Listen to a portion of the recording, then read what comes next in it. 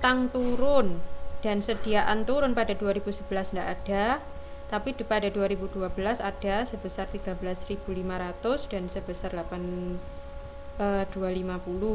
Kemudian utang dagang naik kan berarti dapat pemasukan itu sebesar 28.000 untuk tahun 2011. Itu untuk kas masuk. Untuk kas keluarnya juga ada semua di situ diketahui. Maka nomor 3 surplus atau defisit adalah 1 dikurangi 2, dia defisit 96.650. Maka kumulatifnya adalah karena dia masih pertama maka menjadi 96.650 gitu. Kemudian tahun 2012 sama 2013 juga. Untuk perhitungan turun naiknya piutang ada di bawahnya tabel. Misalnya pada tahun 2011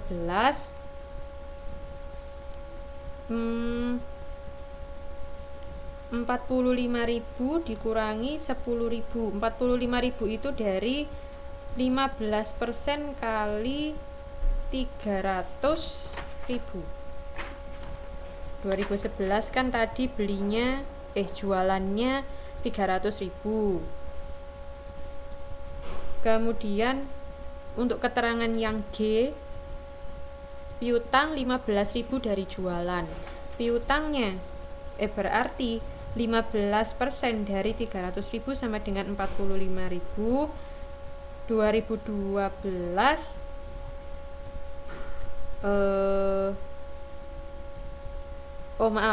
dikurangi 10.000 itu adalah piutang pada tahun 2010. Sehingga selisihnya adalah 35.000. Tahun 2012 adalah 45.000 dikurangi 31.500. Kemudian tahun 2013 36.000 dikurangi 31.500 sama dengan 4.500. Gitu-gitu. Oke.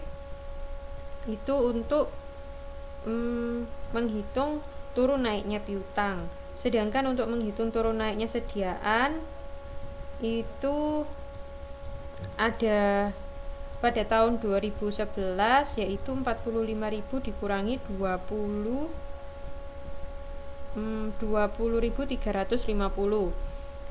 45.000 itu dari 25% kali jualan, harga pokok jualan. Ada di keterangan ilustrasi yang E. Oke. Kemudian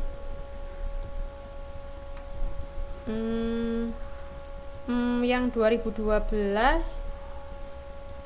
45.000 dikurangi 36.750 yaitu 25% kali 1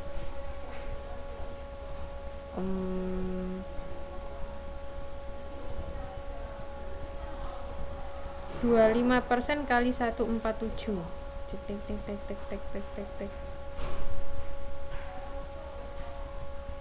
2000.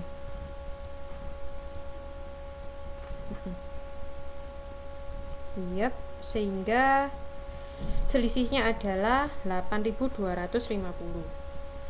Kemudian untuk yang utang dagang di situ kalau utang dagang 20% dari harga pokok jualan. Jadinya 20% dari utang pokok jualan adalah 180. Utang pokok Sehingga pada tahun 2011 20% kali 180 sama dengan 36.000. Seperti itu. Oke.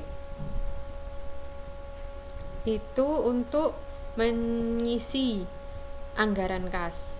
Ada naik turunnya akun ini yang mempengaruhi kas masuk dan keluar. Seperti itu. Sedangkan untuk anggaran neraca, karena kasnya tadi sudah diketahui, kas 2000 untuk kas awal, mana tadi, saldo kas awal dan akhir yang diinginkan adalah 2000. Untuk keterangan yang M,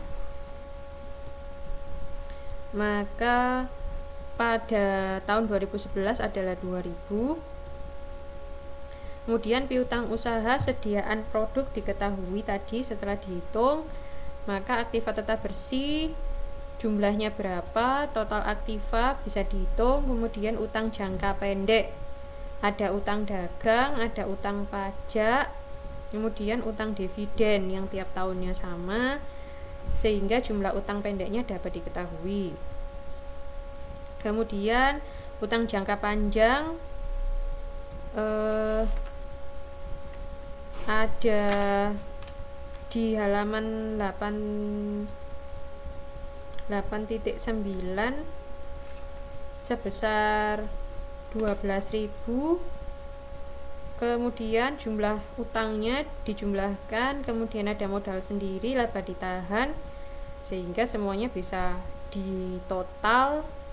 Untuk pasifa adalah 206.885 ini untuk tahun 2011. Untuk perhitungan detailnya teman-teman bisa buka halaman 814. Di situ untuk menghitung sediaan produk dagang, aktiva tetap bersih, kemudian perhitungan utang dagang dan perhitungan laba ditahan.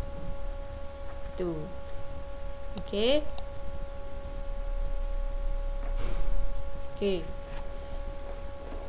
Ada yang ditanyakan sampai di sini?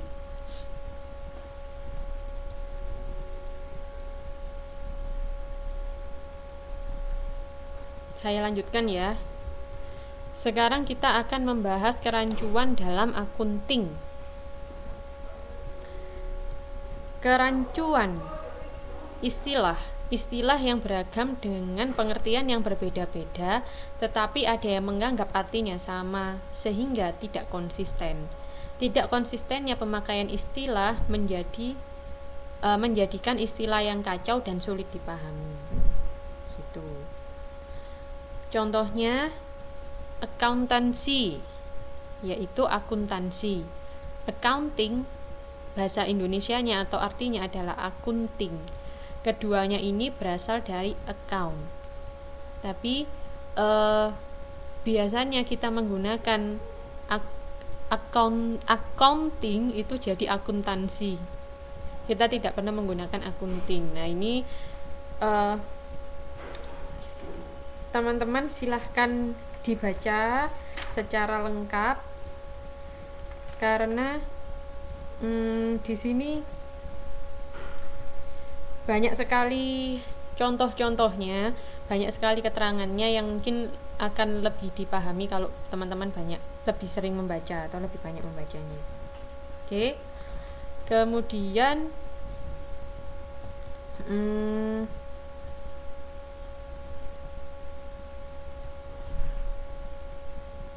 ada juga istilah elementary accounting dengan accounting introductory.